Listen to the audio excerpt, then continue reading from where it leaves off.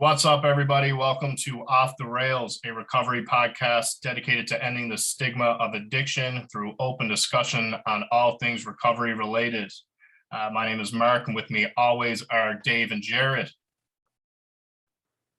Hey guys, we couldn't be more excited to have our next guest on. He's a father, husband, son, sponsor, mentor, former NHL hockey player. He's just an amazing human and someone who I'm very grateful to call a friend, Jim Thomson. So, Jim, thanks for joining us here. He's having some issues, it looks like, right now, but Davey, I'm honored to be here with you, Jared and Mark. We all got something in common. Two things in common, obviously, our addiction and Newgate 180, which saved my life. So all three of you, great job doing what you're doing, giving awareness out there, and I couldn't be more happy to be doing this. Thanks, Jim. Thanks, Jim. So, Jim, a lot of times what we do, we'll bring our guest on and kind of get them to go through their life story and, kind of help spread awareness on addiction and recovery. You have an incredible story, and we're wondering if you'd like to share that with us. Well, yeah, I will start. I grew up in Edmonton, Alberta. I was the youngest of 10 and grew up in a mobile home, a place called Westview Village. If anybody's seen the Trailer Park Boys, they will know exactly. That's how we grew up, in a sense. And my parents were both alcoholics. My brothers, a couple of them were into drugs. So it was like this, the monkey see, monkey do attitude, if you will. I started drinking and doing drugs at 12 years old, drinking a champagne called Baby Duck, and then smoking marijuana. I had a job at the hockey arena, so I had the money to provide this for me and a couple of my friends, and that's where it started. And obviously I was playing hockey, and I won't bore you with the 2 years up until 14 that I decided that I've had enough of this life. And I went home to my mother, and my one brother was there, Frank, and I said, I want to quit. I was in grade 10, just going nowhere. And I said, I want to quit school and try to be a hockey player. And she said, not a chance. Her other sons had dropped out of school, and my brother Frank said, if you don't let him do it, he's going to drop out anyway. So I promised her I would stop hanging out with the wrong people, and I would take correspondence and train at. My brother got me some makeshift weights. I used the coffee table as a bench press because we didn't have any money, and I went over to the hockey arena, Parkland Arena. It was walking distance, and played shinny at 11 o'clock with all the men every day. And, their big question was like, why aren't you in school? And so anyways, that's where the journey started, 12 to 14 of using and abusing.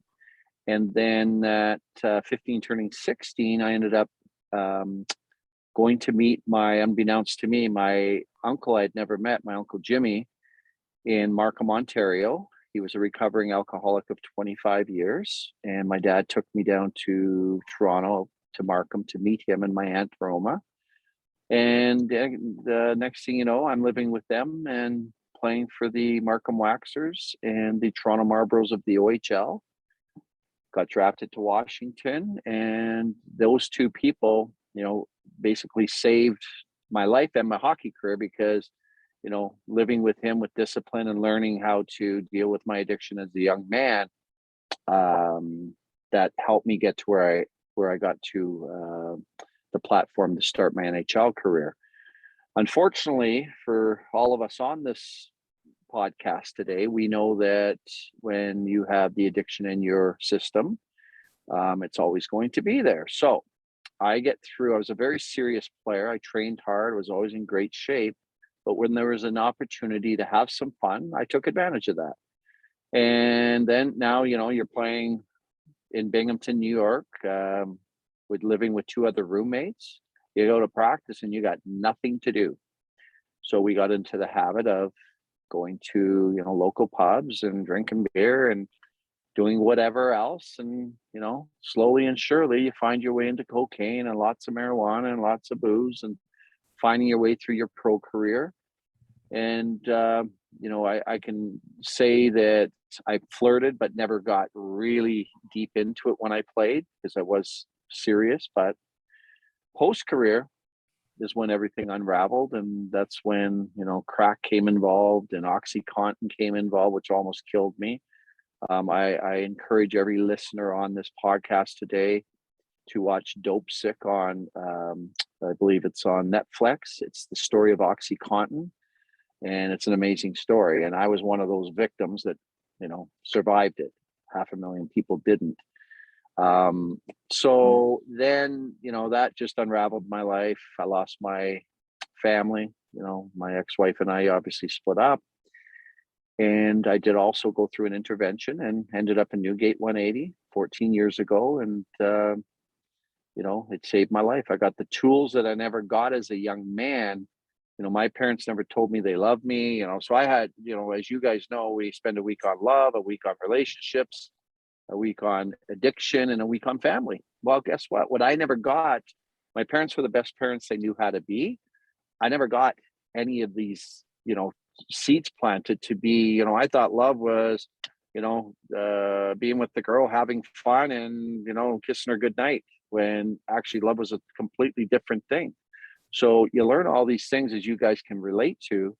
And that gave me a toolbox to be who I am today. So today I'm living a clean life, 14 years. And my platform now, I always say this, the NHL gave me an opportunity to help people. And that's what I'm doing now. So I hope that kind of gives it to you in an eggshell, but that's kind of where I came from and who I am today.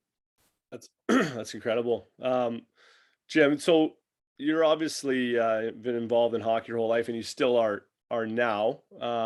In early recovery, I guess, being it was so prominent in your life, did you have concerns, or was there about staying involved in the hockey world, or did you know that's what you wanted to continue to do? Did you think there's gonna be some triggers, or? Well, it's a great question, Davey, because when I came back from recovery, I got into the NASCAR circuit. I was a big NASCAR fan, and I was friends with a Busch racer, John Graham, who drove in the Busch series. So the sponsor was an energy ball called Kick Butt. So what happened was I ended up driving the big Winnebago around the United States with the race team. And for 2 years, I completely left the hockey world to just kind of find myself and do something different, which I truly enjoyed. And then the question you asked, I slowly got back to, what my love is. And, I'm 56 today, and, I'm still on the ice. I work out with the kids every day. It's my life. I'm very fortunate to own a junior A team, the Aurora Tigers, which, as you guys know, I was just in my office here, but their Wi-Fi wasn't good. So I apologize for your viewers that I'm sitting in my truck doing this podcast, but it was supposed to be in another area. So yeah, I'm back in the game, and it's 24/7. I call myself a hockey geek, and my wife watched her movie last night sitting beside me. I'm on my computer, and I watched three games in our league last night, our game, and 2 are scouting. So that's my life still. Yeah. Jim, I have a question for you. You mentioned you have kids. Yeah. It can obviously be a tough conversation to have with them. Is there anything you recommend, or how did you approach kind of explaining your recovery to your children? Transparency and honesty. And, once they were old enough to understand, because I've never hidden from what took me down. And I learned one thing in Newgate: you have to talk. You have to talk about it. You got to talk about suicide prevention. You got to talk about depression, anxiety, all these things. And so I made it very clear to myself, I'm putting it out there, and people told me, you're going to tell people you smoke crack? Yeah. Crack is just a form of hard, soft cocaine. They're the same thing. Add some baking soda and water. Like, it's the word that freaks everybody out. And, let's be real here. They're both the same, a little bit different high. And I want people to know that Oxycontin will kill you. Watch, as I said, Dope Sick. And so for my kids, Mark, I just was completely, this is who your dad is. This is who I was. I'm not a bad guy. I was sick, and explain to them why they shouldn't get into this lifestyle, because it will take them down. That's an incredible answer. Thank you. You're welcome. Thanks for asking it. Jim, did your use, like with Oxycontin, did it happen from a hockey injury or anything? No, well, yes, it did. I broke my back in Ottawa.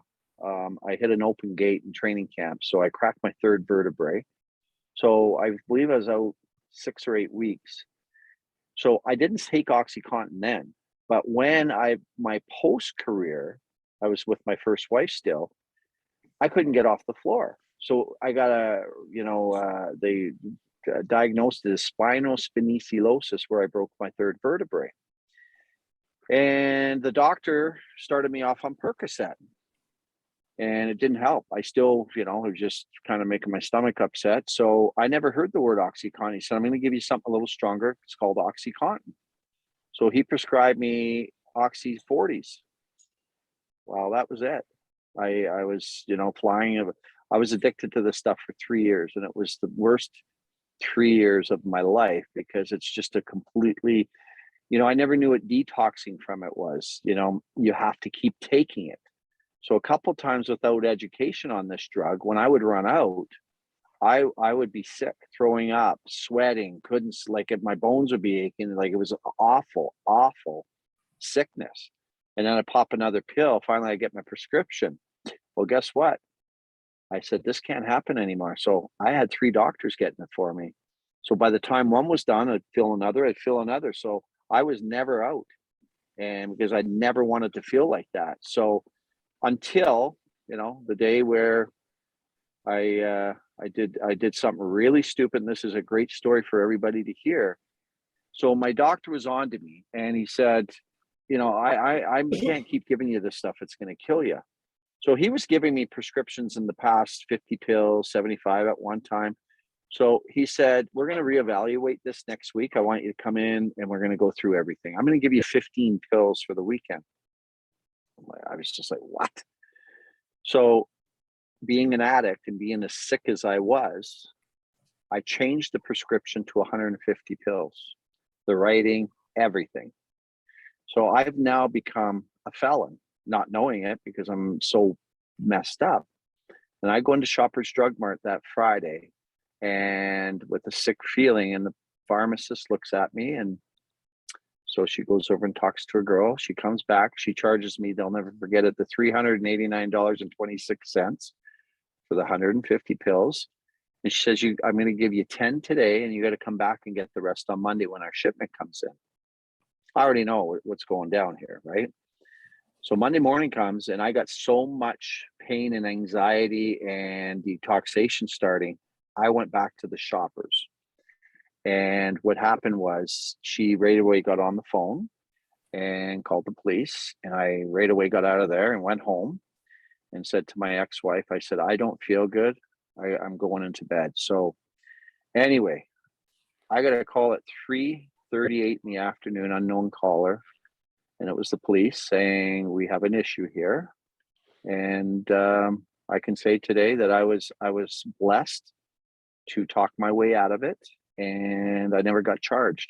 But if I would have got charged, my life would have been changed in a big way, because being a former NHL player, guys, I would have been in the newspapers. I'd become a drug dealer, 150 40s, like Oxy 40s. What am I doing with those? So that's how sick I got. And I'll say this again, I don't want to keep repeating dope sick, but for the people out there that are suffering from opiate use, the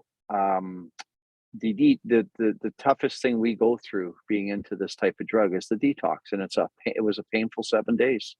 I was in bed, I had to go through it. And once I got through that, I knew I'd never take Oxycontin again.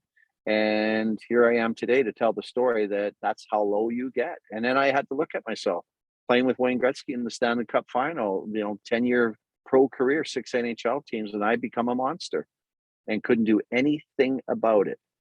So yeah, that's I'm transparent when I talk about it because I want people to understand it's not their fault. It's a sickness. First time I heard that story. I've heard a lot of stories from you. That's the first Yeah. time. Oh, that's Well, you know what? Dope sick reminded me of it.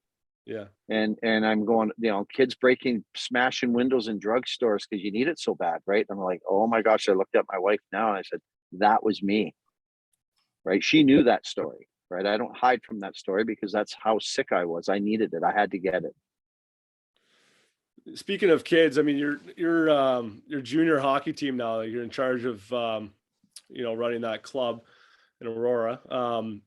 How do you handle that with your young guys as far as rules and guidelines? And is it something you try to just educate as much as you can and hope they listen, or do you guys have strict policy with your guys as far as off ice behavior? Strict policy. Yeah. We lay the rules out. No vaping, no chewing, no smoking, no drugs. I don't give a crap if marijuana is legal. If you smoke dope, you're a dope. I smoked dope. I was a dope. I had no energy. I was depressed. I pigged out on food. I was, sorry to say, but I was a loser. And so we have a strict policy. And if you're caught, my job is to help these kids. We will go through a process to help them. But if that doesn't change, then we will release them. And that's just policy. It doesn't matter how good you are. I've gotten rid of some of my best players because their off ice habits weren't our culture. And I don't want my young 16 and 17-year-old players around guys doing drugs in the dressing room or whatever. So it hasn't been a problem in Aurora, but there's some guys, same thing, with a little bit of a sickness and an addiction, and I can't have it. So it's not welcome with the Aurora Tigers, and I educate them, I help them, and work with them behind the scenes. I actually just hired one of the smartest things we did in Aurora. We hired a mental health coach. Her name is Clarissa Smith, and it's amazing how she's helping these young guys with the last 2 years, what they've been through, just talking behind the scenes, which is confidential, but I've gotten so many messages saying, thank you so much for introducing us to Clarissa, because she's really helping them. That's great. Have you had, I think that's amazing. And I think, any parents with their young athletes should be pretty pumped about having a guy like you in charge there, and should be thankful if their kids are playing there. Have you ever had, maybe a player who didn't want to play for Aurora because of the strict guidelines, who then maybe later on in life reached out to you saying they wish they would have came and played for your club? Has that happened yet? Or no? I've owned the team for 7 years, Dave, and no, that hasn't happened. I did have one young fella who I got rid of that apologized to me because he was a hell of a hockey player, that we had 3 private conversations, and I'm a strike 3 guy, and once he broke strike through 3.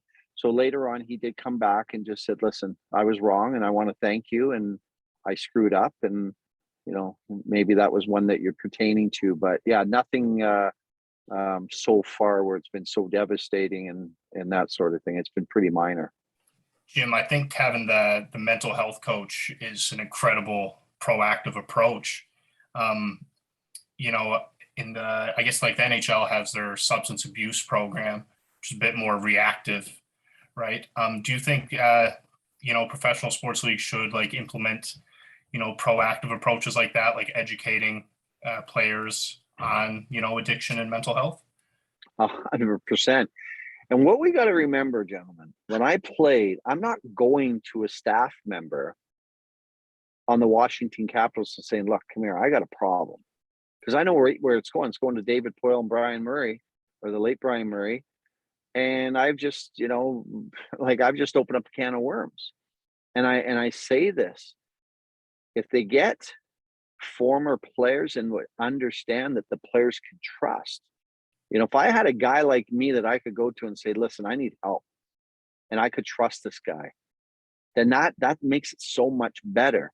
And I'm not discrediting the therapists and the doctors that teams hire, but it's being, how can I trust you? Right. So that, they are doing a much better job Mark, but I just think they need to involve more people who have gone through it and understand it, why these players won't come and talk. So that would be the only thing I would recommend to the NHL. But Gary Bettman has done a wonderful job, and they have improved a lot since I played. Do you think, has there been any talks? Do you think that's something that could happen, let's say, in the next 10 years with guys like, Robin Lehner and Carey Price being a little more open, and they're pretty, current players that are playing right now that potentially could help move things along? Or Oh, 100%, Davey. Like when Carey Price came out, man, I was just like, this is powerful. Greatest goalie in the world at the time, right? Montreal Canadiens. And he is all about helping. It wasn't about spreading a sickness to the world and saying, oh, poor me. It was all about being transparent and saying it can happen to anybody. And I was buzzing. I sent a message out on Instagram saying, wow, that hit me hard just because of the powerful voice he is. And it's happening in Hollywood too. Sober is the new cool. I love it. All the high profile people that are, that have ruined their lives through addiction that are coming out of it and saying sober is the new cool. I just love it. Jim, I think alcohol and drugs are so normalized in today's society now too. And even when I was in active addiction, trying to find like a podcast on YouTube to relate to some people, there was no one really young like us. So I think this could be something to spread awareness and kind of like show that it's not, you don't have to be embarrassed or anything to have an addiction and to seek help. I'll say, Jared, that you're bang on, right? And if there was more of this, people just saying, look, and there's a lot of good stuff out there. We've come a long way, but you're bang on and saying, you know what, for anybody who sees this, I always say I plant a seed. I talk to big forums, and there could be 1,000 people in the room, and I tell them at the start, if one of you take the seed and let it grow, I've done my job today. And that's it. If I can save you from going through what I've gone through, and a lot of the people I deal with are 20 years younger than me, and I'm like, you got 20 years on me. 20 years. Don't do what I did, and that's the whole thing. Younger, starting younger, and as you say, it's this is cool. This is cool stuff that we're doing here. Mhm. I got a hypothetical question for you. Okay. I always thought of this kind of thing when I was at Canada and Ice Sports. We had pretty good benefit package, but I always thought that it could be like, changed a little bit because I was a younger guy, like throwing a gym membership or throwing something like that because I don't need to go to the chiropractor. If you were the president of a big company, let's throw one out there, a bank of some sort or whatever. And I know a lot of places are pretty progressive on what they do, but if you could have kind of like a hybrid healthcare package for, let's say someone that has addiction issues, what would you do? What would be the most important things you'd put in there? Like your top 3 things that would be covered. Well, it's a great question. I consult for and recruit for a large roofing company called Flynn, Doug Flynn's company, and they do stuff like they put the siding and the roof on the Rogers Center in Edmonton, the Sky Dome in Toronto, like big stuff. So they got a very large company. And what I was most impressed with when I went down to meet Doug and his guys, they had a gym in there. They had a restaurant that served healthy food. It was all about good lifestyle. And I'm thinking, wow. Then, as you already mentioned, is to have people in place that can help somebody struggling and they can trust. So I'm going to use my little company here, Roar Taggers. So, that you don't have to be big. I got a mental health coach. I have all the employees memberships at Good Life Fitness. And we have an open door policy to healthy living. I got strength coaches. I have a player assistant advisor, Donnie Lance, that if a player has an issue, They talk to Donnie. If they're having other issues, they talk to Clarissa. So in my little world, I've already, and this is why it's so important. And I've had other governors reach out to me and say, okay, tell me what your philosophy is. Well, I didn't have this with the NHL teams. So when you ask that question, Dave, businesses, take care of your people, take care of their mental health. And it's a big thing. Exercise, healthy eating, right? Have somebody to talk to that you can trust. Those would be the three top things. So say we have a listener right now, just thinking about getting help. Yep. You, and I'm sure you've had this conversation with people. What would you say to someone thinking, they need to go get help? Reach out to somebody who can help you. And I say this is the problem is we talk to the wrong person, we get the wrong answer. And when you're struggling, you know who to talk to. You know that it's probably the hardest person to go to, and that's why you don't want to go to them. And I say this to anybody listening. You're talking to 4 sober men here. If they want to contact you guys, contact me for advice or who they reach out. That's why we're doing this. That's why I came on today. Like, it's all about helping. So for anybody who's just, sitting there, scrambling, just first you admit it, and then you reach out to the right person. And deep down who that right person is, who's actually going to help you, not get mad at you, not judge you, and certainly not talk you out of what you need. Yeah, on a personal note, I can speak that I reached out to the right person. I reached out to Jim, and I'm so thankful I did, because you helped me, get there to, find the courage to go, but also walk me through it and what to expect. And I think that kind of, for me, helped my process of going in there with more open mind. If I was to go, learn about a place and just go on my own, which would have been fine, but I think I got there and I felt a lot more comfortable a lot sooner, because I kind of knew what to expect of the center as well. So, I'm super thankful for you, Jimmy. I'm thankful for you. And I tell everybody I work with, as Davey and I drove on our little trek up to Merrickville, I can't say enough. You guys help me as much as I help you. This podcast today, I get off the phone, I'm buzzing, because I'm looking at 3 guys who are miracles as long as they stay sober. And that was my post today. For anybody out there, Jim Thomson 33 on Instagram. I put little reels out of kindness and respect and help. And one of my posted pictures was a girl saying, it doesn't matter how you got sober, friend, God, the 12 steps, it's a miracle. And Davey, I appreciate you saying that, but it's right back at the 3 of you today, because this is the strength of recovery, why we all need to be together and talk. Yeah, thanks, Jim. You're welcome. Thank you very much, Jim. Guys, do we have any more questions for Jim? I got one question. I was creeping your Twitter and I saw a tweet and it said happy birthday Wayne Gretzky. Everyone asks me what it was like to play with him, and I read your tweet. I'm sure the listeners would think it would be kind of cool to also hear something like that as well, what it was like to play with Wayne Gretzky. Well, I'll tell you a quick story. I was a free agent out of New Jersey, and I had 4 teams that wanted to sign me, and I decided to go to Detroit because it was the best fit at the time for me. And the next day, my agent called me. He says, LA just matched Detroit's offer, but they got too many players like you, McSorley, Miller, Chikrin. And I grew up in Edmonton watching the Oilers win cups. Gretzky was my idol. I said, Steve Bartlett's my agent. I said, no, I will find a way. I want to go to LA. So against his recommendation, I signed in LA, found a way, obviously. And my 2 years experience with, the greatest player to ever play in my idol. And I say this simply, he was a better father in person than he was a hockey player.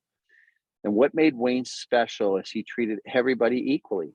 So I'm not mentioning names, but I played on other teams where if you're a star, you're in a different category. Wayne brought us guys up, the 4th liners, and made us feel as important as Paul Coffey, Eric Curry, and Marty McSorley. which I just found amazing. And he was so fair to everybody, you know, and we get into Boston, fly in there late, get to the hotel at 2 a.m, and there'd be hundreds of people outside knowing that we're coming.